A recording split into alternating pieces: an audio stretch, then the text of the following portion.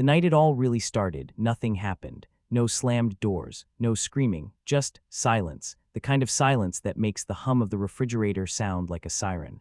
The sky over the city had that flat, gray glow, reflected off wet pavement. It had rained earlier, and the streets outside our apartment still shone under the streetlights. Inside, the only light came from the small lamp in the corner of our living room, casting a warm, almost nostalgic glow over the couch we'd picked out together. I remember staring at that couch as the takeout on the table went cold. 2 plates, one untouched, her plate. "Hey, I'm so sorry, babe, something came up, don't wait up," she'd texted an hour ago. Maya had always been busy. Marketing agency, late nights, client calls that bled into dinner time. For years, it was just part of our rhythm. Some people argued over money or politics. We argued over how much she worked. Except lately, it wasn't even an argument. It was just nothing, don't wait up. So I didn't. I ate alone, fork scraping against porcelain, the sound echoing too loud in the small apartment.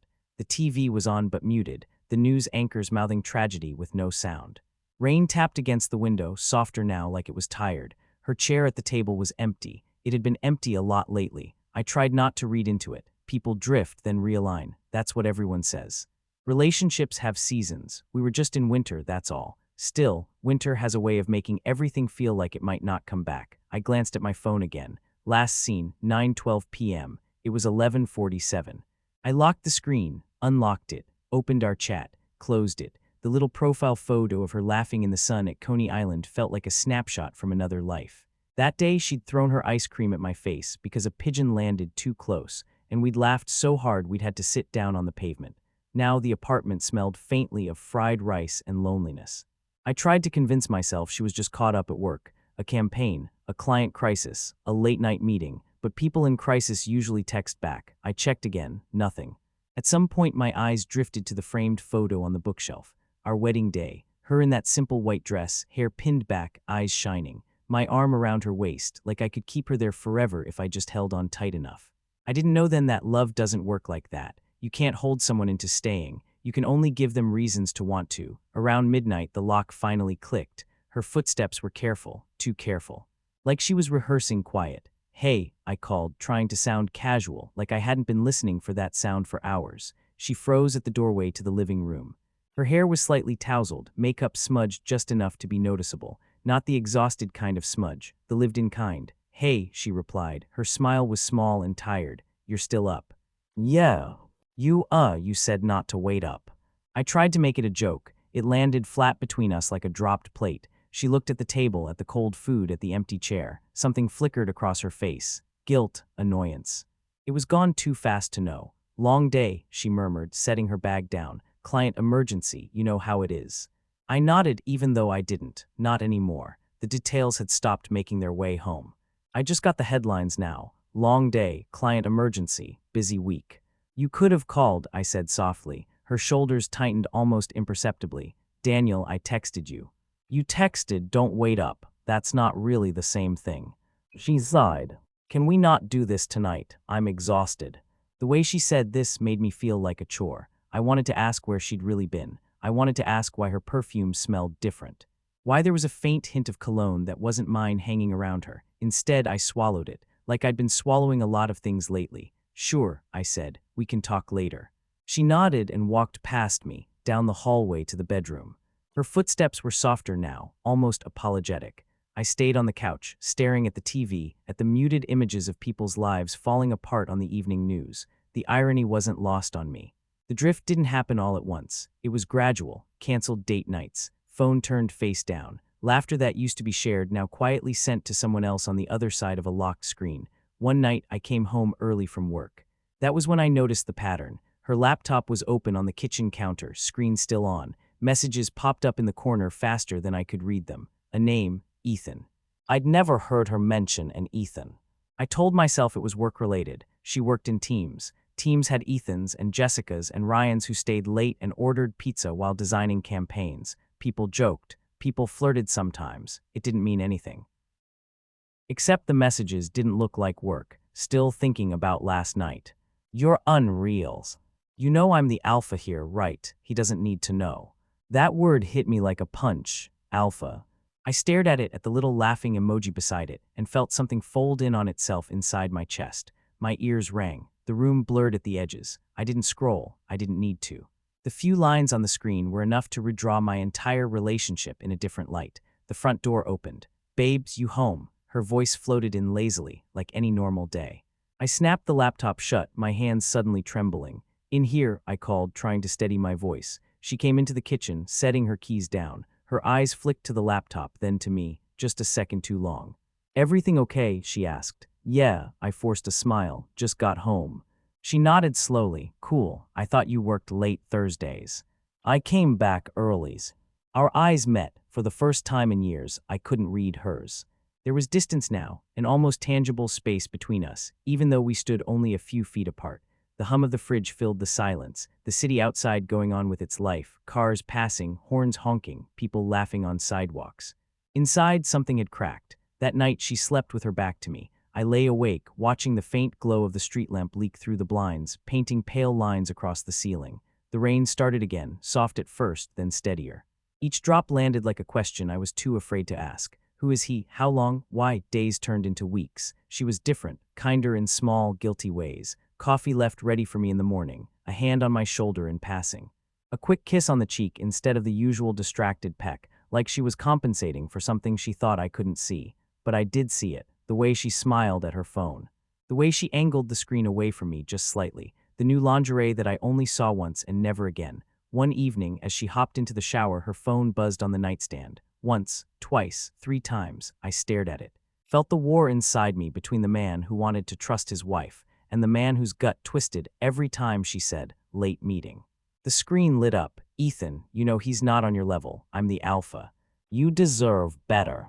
I didn't pick the phone up. I didn't have to. The words burned through my skull like acid. Alpha. He'd called himself that twice now. Like this was some competition I didn't know I'd entered. Like my marriage was a game he'd already won. The shower water ran, a steady hiss behind the closed door. Steam curled out under the frame. I sat down on the edge of the bed. The mattress dipped the same way it always did under my weight, familiar and worn in.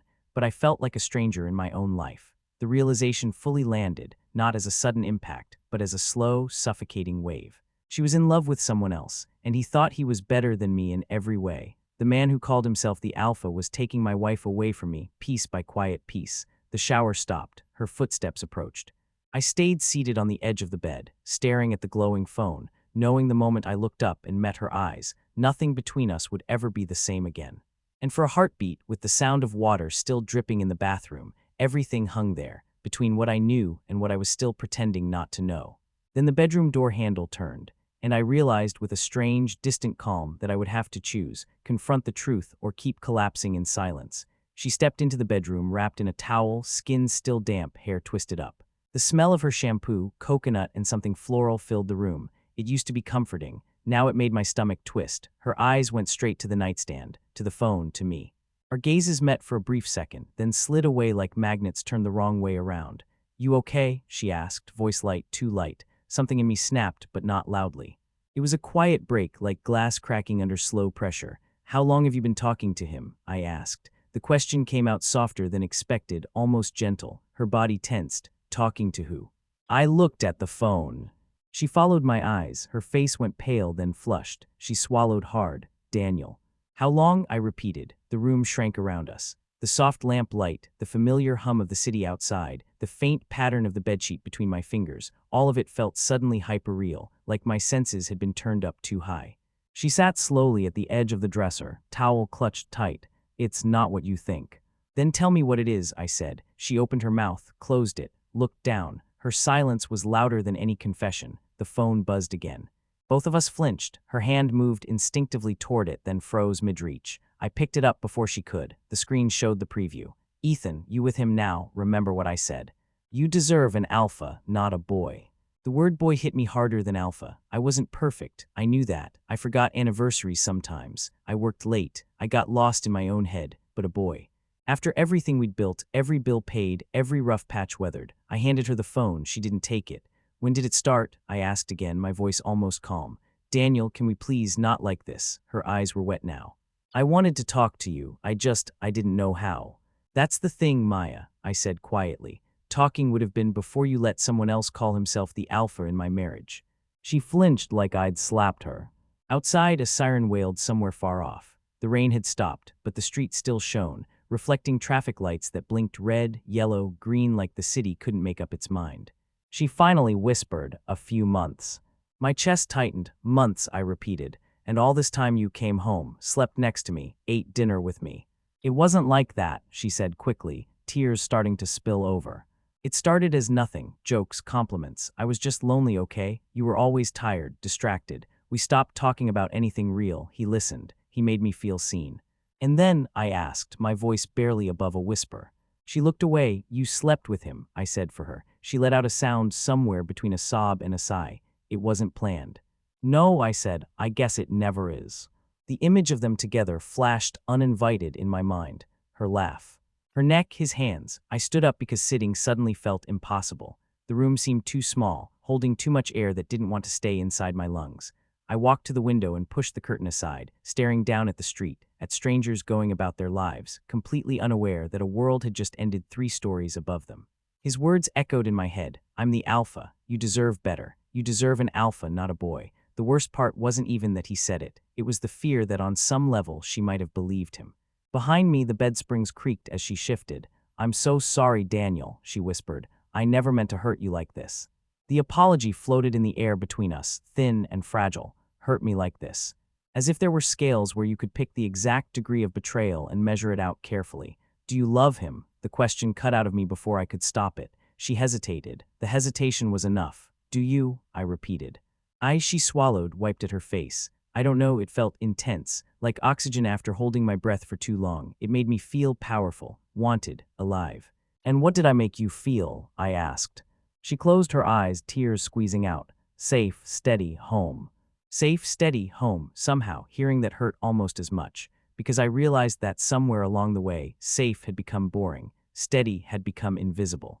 Home had become something she wanted to escape from. The world outside the window blurred for a second. I blinked hard. "So what now?" I asked. She didn't answer. The next few days blurred together. Sleepless nights, empty mornings. The smell of coffee without the comfort. The sound of the elevator dinging outside our door where she used to wait for me. Now just a reminder of how many times she left and came back without me knowing where she really was. She stayed at her sister's for a few nights. At least that's what she said. The apartment felt like a museum of us. Her mug on the counter, lipstick faint on the rim, her scarf hanging on the hook by the door. The dent in the couch cushion where she used to curl up to watch movies, feet tucked under her. Every object suddenly carried weight. One night, around 2 a.m., when sleep had completely abandoned me, I opened my laptop. Not to look at her messages, to look at him. I'd seen his name. That was enough to start. Social media did the rest. Ethan Ward, gym selfies, smirking in every photo like the world was a joke only he understood. Quotes about dominance and taking what you deserve. Videos of him talking into a camera about how real men don't tolerate weakness. Followers hyping him up in the comments. Influencer, fitness coach. Self-proclaimed high-value man. Alpha, the kind of guy who built his entire personality around not being questioned. I scrolled through his posts, each one a carefully curated performance of superiority. It was almost funny in a nauseating way. The contrast between the quiet, lived-in mess of our apartment and the polished bravado of his online persona. He had thousands of followers. He called them his pack. In one video, he leaned toward the camera, eyes sharp. "If your woman is settling for some average guy who doesn't see her worth, she will cheat. It's not even her fault. She's wired to seek the alpha. That's biology."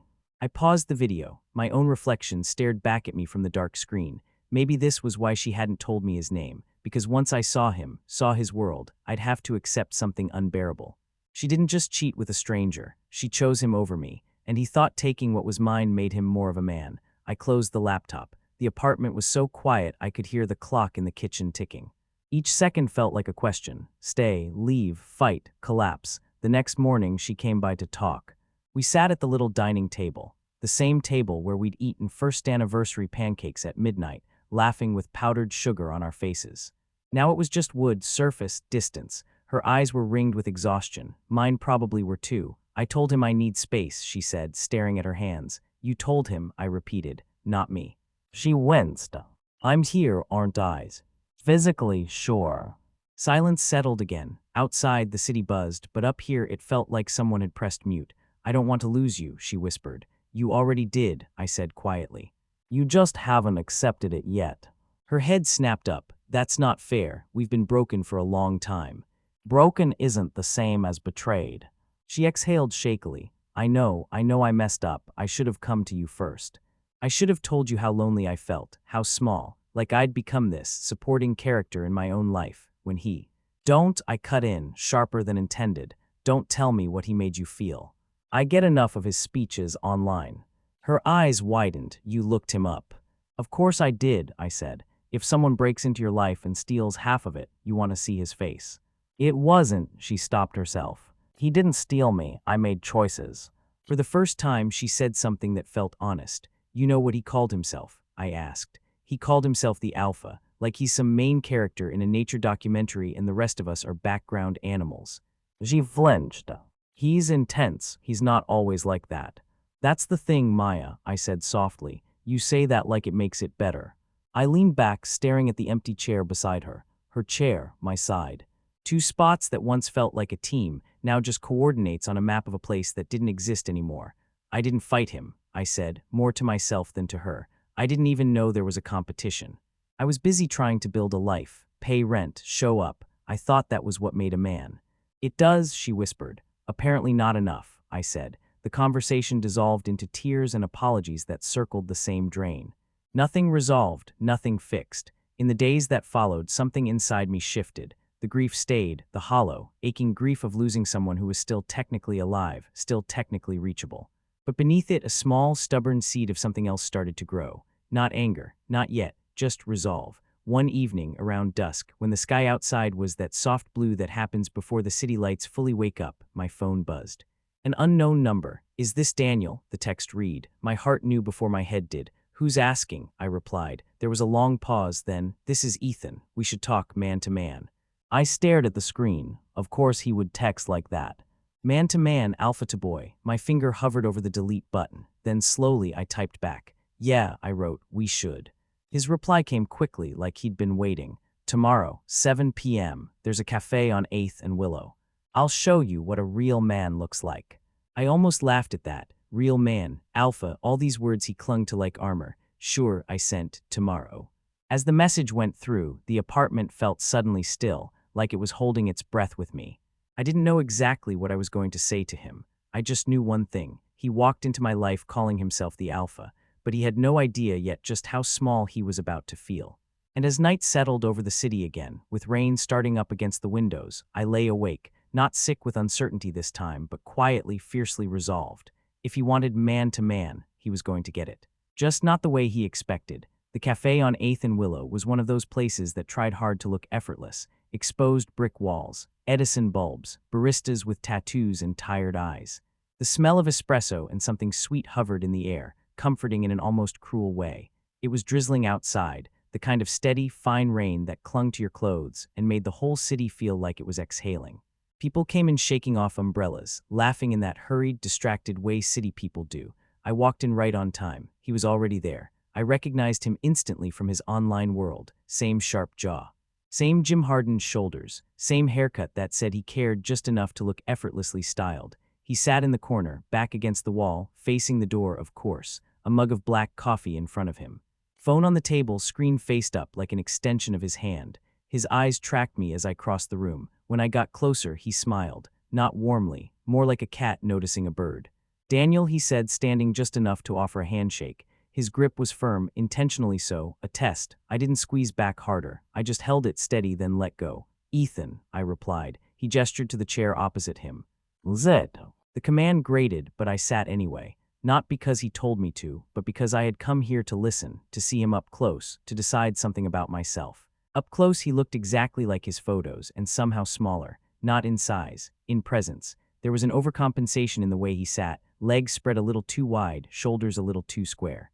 His confidence was loud, almost rehearsed. So, he said, wrapping both hands around his mug, leaning forward, you wanted to talk. You texted me, I corrected. A smirk tugged at his mouth. Same thing. The barista called out an order behind me. Cups clinked. Quiet music played, a soft piano track that didn't match the tension at this table. I'll get to the point, he said. You and Maya, you've been dragging this out. She's confused. You're hurting. I'm here to make this easier. I almost laughed. Easier for who? For everyone, he said with a shrug. Look, man, you've had your run, you were the starter, comfortable, safe. He said the word like it was a disease. But she's outgrown this version of her life. Outgrown you. It happens. I studied him. He spoke with such certainty, like he'd been appointed judge and jury over my marriage. And you're what? I asked quietly. The upgrade. He smiled, nodding. I'm the man she deserves, the alpha, the one who can match her energy, push her, challenge her. You're holding her back, whether you see it or not. There it was again, alpha. The word landed differently this time. Not as a threat, more like a label on a cheap product. You know, I said slowly, for someone so obsessed with being an alpha, you needed my wife to cheat in secret. His jaw tightened almost imperceptibly. That was on her, he said quickly. Her situation, her choices. But let's be real, if you were enough, she wouldn't have looked twice at me. There it was, his core belief laid bare. Not about love, not about responsibility. Just about winning. You talk about relationships like they're a competition, I said. Like she's a trophy. Whoever makes her feel more alive wins. Exactly, he said, as if that was the most obvious thing in the world. Life is competition. Men like us either lied or we get walked on. You've been walked on, Daniel. You didn't even see it. He leaned back, sipping his coffee, studying me like he expected me to crumble, to rage, to beg. The strange thing was I didn't feel like collapsing. Looking at him, listening to him, something in me shifted from grief to clarity. This was the man she'd chosen to escape into. This posturing, self-proclaimed leader. This performance. He mistook volume for strength. He mistook control for love. You know what I think, I said quietly. He raised a brow. Enlighten me. I think you're terrified, I said. Not of me, of being average, of being just a person. So you built this whole identity around being the alpha, the top, the winner, because if you're not that, you don't know who you are. His eyes narrowed, careful. I'm not here to fight you, Ethan, I continued, my voice steady. I'm not here to ask for her back. I'm not here to convince you I'm a man. I know who I am. I know what I did wrong. I know where I failed her. But I also know one thing you clearly don't. And what's that? He asked, lips tight. A real man doesn't need to step on someone else's life to feel tall. The words hung between us, simple and quiet. He scoffed. You sound like a quote on a fridge magnet. Maybe, I said. But at least I don't sound like a podcast episode. He bristled, cheeks coloring. You've already lost her, he said coldly. You just haven't signed the paperwork yet. Drag this out if you want. Cling to your pride. But in the end, she's coming with me. I looked at him, really looked. The guy who thought calling himself an alpha would make him one, who believed love was something he could win by being louder, more confident, more aggressive. Maybe she will, I said. Maybe she won't. That's between her and her conscience. But you and me, we can settle this right now. He smirked. You want to fight? No, I said. I want to free us. He frowned. What are you talking about? I took a breath, feeling the words settle inside me before I let them go. You can have her, I said softly. I'm done competing for someone who treated my love like a backup plan. His smirk faltered. I'm filing for divorce, I continued. I'm not going to drag her through months of cold shoulders and revenge games. I'm not going to stalk your socials and scream at her and make a spectacle of this. That might disappoint your pack, but that's not who I am. His eyes flashed. You're just going to roll over, prove my point. This isn't rolling over, I said. This is standing up for myself. For the version of me that deserves someone who chooses me with both hands, not one hand on me and one hand on their phone. He stared at me like he couldn't quite process it. There was no begging, no explosive rage. No dramatic scene, just a man who had finally decided to stop bleeding slowly. I stood up. We're done here, I said. He scoffed, trying to recover his footing. Walk away then. I'll be the one she comes home to. I looked at him, a strange pity blooming where hate might have been. If she comes home to you, I said quietly, you'd better hope you like the kind of love that's willing to cheat when it feels lonely. For a second, something flickered in his eyes. Doubt, just a flash. I left the cafe. Outside, the rain had turned into a mist, the air cool and damp. Streetlights blurred into halos. People rushed past me, umbrellas bobbing, conversations weaving around me like I was a rock in a river. For the first time in weeks, my chest felt lighter. Not healed, not okay, just less crushed. That night, I sent Maya a message. We need to talk, I wrote. Really talk. She came over the next evening. The apartment door closed behind her with a soft click. She stood there, eyes scanning the familiar space like she was seeing it through glass. Did you meet him? She asked. Yes, I said. She swallowed. What did he say? Nothing I didn't already know, I replied. We sat on the couch this time, side by side but not touching. The lamplight cast soft shadows. the hum of the fridge, the distant traffic, the faint ticking of the clock-hour-old orchestra. I talked to a lawyer, I said. Her eyes filled instantly. You're divorcing me. I didn't say anything for a moment. The words still hurt. Yeah, I said finally, I am. She covered her face with her hands, shoulders shaking. Her tears were quieter than I'd expected. No wailing, just soft, broken sounds that came from somewhere deep. I was hoping we could, I don't know, she trailed off. Fix this? I asked gently. She nodded, wiping her cheeks. I know it's selfish. I know I don't deserve it, but a part of me hoped. Why? I asked, not accusing, just curious. She took a shaky breath. Because when everything with him goes quiet, you're the only person I still picture when I think about home. The words cut through me and wrapped around my heart at the same time. I loved you, I said, completely. Imperfectly maybe, but completely. I know, she whispered. That's why I hate myself. There was a long silence. Did he tell you he's the alpha? I asked suddenly. She let out a wet, humorless laugh. Of course he did. He loves that word. What does that make you? I asked. In his world. She frowned. What? In his world of packs and dominance and winners, I said slowly. What does that make the woman standing next to him? A prize. A follower, an accessory. She looked down. He says he's leading me to my potential. And did you need him for that? I asked. To have potential. Her eyes glistened. No. I'm not saying this to hurt you, I said. I'm saying it because life with someone like that, it's always going to feel like an audition. You'll always be proving you're worth the effort. And with you, she asked, voice small. With me, I said softly, you already were. Her hand moved as if to reach for mine, then stopped midair. I don't deserve your kindness, she whispered. You don't, I agreed. But I'm not doing this for you. She looked at me surprised. I'm doing it for me, I said, for the version of myself that needs to walk away while there's still something left of him. The rain started again, gentle against the windows. The room felt suspended in time. Is there anything I can do? She asked. Anything to make this right? No, I said. Some things you don't fix. You just accept them, learn from them, live with them. Another silence, this one softer. I'm going to stay with my sister for a while, she said quietly. Figure things out. He's been calling, but I haven't answered. Why not? I asked. She hesitated. Because when you told me you were divorcing me, it was the first time in a long time I saw you choosing yourself. And it made me realize how little I've been choosing you, or even me. She looked up, tears spilling again. And suddenly, he didn't seem so big. We sat there, the weight of everything resting between us. Do you hate me? She asked, almost a whisper. I thought about it. About the nights alone, the texts, the word alpha, the lies, the meetings that weren't meetings. About our first date, our wedding vows, laughter under cheap string lights in our tiny first apartment. No, I said finally. I don't hate you. I wish I did. It would be easier. Then what do you feel? She asked. Sad, I said.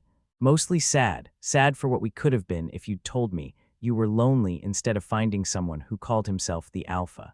She let out a tiny, broken laugh. You always did hate show-offs. I still do, I said. She looked around the apartment, eyes lingering on the photos, the souvenirs, the life we had built together in corners and small decisions. I don't know who I am without us, she admitted. Maybe it's time to find out, I said gently. Alone, not in his shadow, not in mine. She nodded slowly, like each movement hurt. Eventually, she stood. At the door, she turned back. Her eyes were red, her face blotchy, a far cry from the polished version of her that existed in his world. Daniel, she said, yeah. If someday I come back, not to ask for you, just to see you, would you let me? The question hung in the air, fragile. I don't know who I'll be then, I said, but maybe. She closed her eyes, took a breath, then opened the door. The hallway outside was quiet. Soft footsteps, the ding of the elevator, and then nothing. The apartment felt impossibly empty. Her absence was louder than any argument we could have had. I walked back to the living room, sat down on the couch. The cushion barely dipped without her weight next to mine. For a long time, there was only the sound of rain and distant traffic. Then, just as the quiet settled into something almost bearable, my phone buzzed, her name on the screen. One new message. I ended it with him, it read. He called himself an alpha one more time, and I realized he never once asked what I wanted, only what he deserved. I don't know what that means yet. I just thought you should know. I stared at the message, at the little blinking cursor in my reply box. My hands hovered over the keyboard, heart caught between old instincts and a new, fragile sense of self. Outside, the rain softened. Inside, the cursor blinked. For the first time, her return didn't feel like a hope. It felt like a test of who I had become and who I was willing to be now. Months pass differently when your life has been split into before and after. Before. Days blend together in routines: work, dinner, couch, sleep. After, every day feels like a small decision to keep going. The city moved on like it always does. Seasons changed. The rain gave way to bright, indifferent mornings.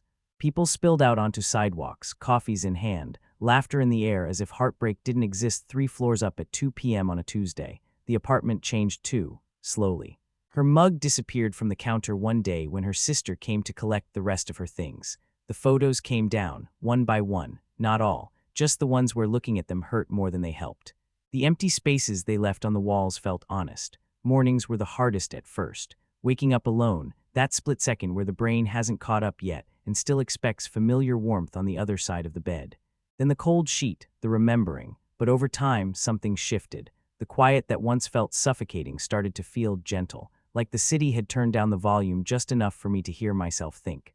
I learned to make coffee just for one without feeling like it was proof of failure.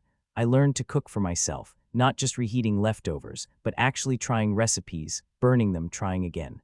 The kitchen didn't feel haunted anymore, just mine. Her text about ending things with him stayed unread for a while, not ignored, just unopened, like a book you're not ready to face the ending of. When I finally opened it, weeks later, I reread her words slowly. He never once asked what I wanted, only what he deserved. The alpha had been reduced to a pattern, predictable, loud, self-centered. It didn't make what happened hurt less. It just made it feel smaller, less powerful. One morning, sunlight streamed into the living room in a way it hadn't in a long time. The angle was different. Maybe it always had been, and I'd just never noticed. Dust floated lazily in the beams like tiny planets. I sat on the couch with my coffee and realized something startling. I hadn't thought about him in days. Not his smirk, not his words, not his imagined superiority. He was fading. I didn't even need to make him beg for mercy. Life would do that slowly, in its own quiet way, every time he realized dominance couldn't keep anyone from leaving when they truly saw him. My victory wasn't in destroying him. It was in not letting him live rent-free in my head anymore. Then one evening, as summer edged in and the city smelled faintly of hot pavement and street food, there was a knock at my door. Soft. Familiar, I knew it was her before I looked through the peephole. When I opened the door, she stood there, hands clasped in front of her, shoulders slightly hunched. No makeup, just a simple gray sweater and jeans. She looked smaller somehow.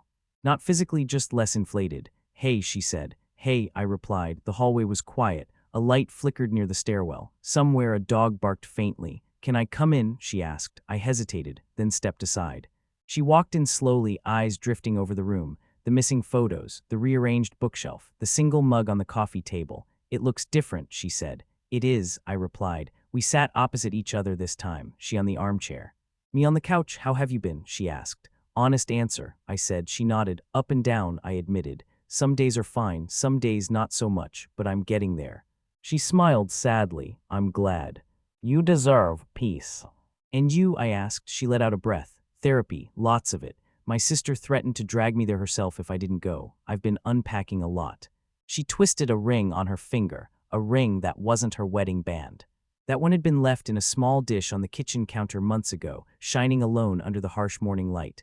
"I realized something," she said. "About him, about me." "Yeah?" I asked. "When he called himself the Alpha, I thought it meant he was strong," she said. "Confident. I mistook loudness for stability. But every time I tried to talk about my fear, my guilt, my confusion, he'd turn it back to him. To how he deserved, a woman fully committed. How I was wasting his time, if I still cared about you at all." I stayed quiet. "I thought leaving you for him would make me feel powerful," she continued softly. "Instead, I felt owned. Never enough, always on trial." She met my eyes. "With you, I betrayed your trust. With him, I betrayed myself." The honesty in that hurt, but it also felt real. "I'm not telling you this so you feel sorry for me," she said quickly. "Or so you'll take me back. I know that ship has sailed. I just needed you to know that it wasn't about you being less of a man." She swallowed, eyes shining. "You showed me more strength when you quietly decided to let me go than he ever did calling himself the Alpha." Her words landed like a soft blanket over old wounds. "I hated you," she admitted, voice cracking. "For a while, because you didn't fight, because you didn't beg. It made me question everything. If I was so easy to let go, had I ever mattered?" She looked down at her hands. "But then my therapist asked me," she went on, "would you really have preferred if he screamed at you, dragged it out, punished you? And I realized, no, You respected yourself too much to turn your pain into a weapon. A part of me had needed to hear that. Not for validation, just closure. I don't know if I can ever forgive myself for what I did to you, she said. I took a breath. I forgive you, I said. The words surprised both of us, but they didn't feel forced. She blinked. You do. Forgiveness doesn't mean I want you back, I clarified. It doesn't mean it didn't hurt, or that it was okay. It just means I don't want to carry this around anymore. I don't want my future to be shaped by what you did when you were hurting and lost and looking for something in the wrong place. A tear slipped down her cheek. I don't deserve that, she whispered. Maybe not, I said. But I do. Silence settled between us, a soft human silence, not the cold one from before. This one had space in it for breaths, for grief, for kindness. What are you going to do now? She asked. Live, I said simply. Learn how to be okay alone. Maybe, one day, let someone in again. Someone who doesn't look over my shoulder for a bigger, louder man to follow. She nodded. I hope, whoever she is, she knows what she's getting. And you, I asked. What now? She gave a small, honest shrug. Figure out who I am when I'm not someone's wife or someone's prize. Learn why I thought love had to feel like a performance. Try to be someone I can live with when the lights are off. We both smiled a little sadly. After a while she stood. I should go, she said. I just wanted to say thank you for the good years. And for not becoming the worst version of yourself because of me. Take care, Maya, I said. You too, Daniel. At the door she paused. Do you ever wish, she asked softly without turning around, that we could go back to before all this? I thought about it, about empty dinners, drifting silence, the moment I saw his name on her screen. Sometimes, I said, but then I remember, if we went back without changing, we'd just end up here again. Maybe some things are meant to break, so we don't stay wrong forever. She nodded even though her back was to me. Then she opened the door. Morning light spilled in from the hallway, a soft, pale gold. Warmer than the harsh lights of the nights we'd fought under. It touched her face for a brief second before she stepped out. The door clicked shut. I stood there for a while, hands still on the doorknob, bathed in that quiet, forgiving light. The apartment felt empty, but not hollow. Just empty the way a room feels after you clear out furniture that no longer fits. There was space now, for new things, for nothing at all, for silence that didn't hurt. I walked to the window. Outside, the city moved like it always had. Cars, people, distant sirens, the hum of a world that didn't pause for anyone's heartbreak. The sky was clear. No rain, just soft blue and sunlight spilling over rooftops. I watched it for a long moment, coffee cooling in my hand, bare feet on the cold floor. The ache was still there, but it had edges now. Manageable, familiar. I thought of him briefly, of his alpha speeches, his certainty, his belief that winning meant taking, and I realized something small and quiet he had already lost, not because she left him, or because she regretted him, but because a man who needs to call himself the alpha to feel strong will spend his whole life terrified of the day someone sees through it. Meanwhile, I was standing here, alone, yes, but honest, bruised but not pretending. The morning light warmed the side of my face. For the first time since everything collapsed, a thought drifted through my mind that didn't hurt to believe. This isn't the end of my story, just the end of this chapter. I took a slow breath, let it out, and set the empty mug in the sink. The chair across from me was empty, but for once, instead of loneliness, it looked like possibility. And in the quiet of that small apartment, with the city murmuring outside and the sunlight crawling lazily across the floorboards, I finally let go.